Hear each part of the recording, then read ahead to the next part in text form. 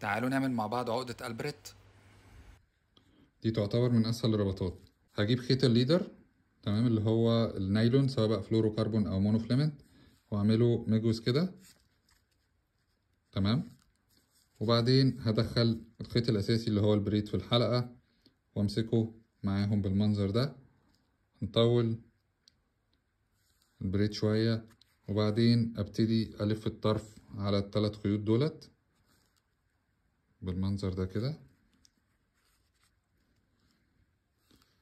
دي واحد، شايفين، اتنين،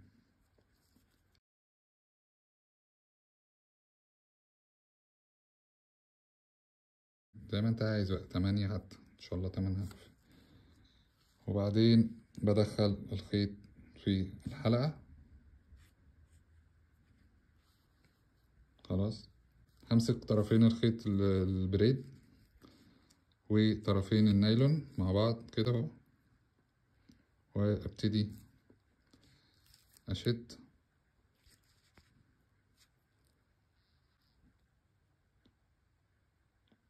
زي ما انتم شايفين.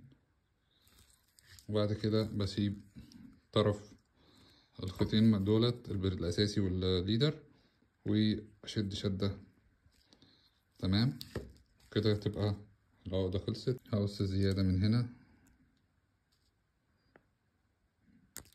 ومن هنا،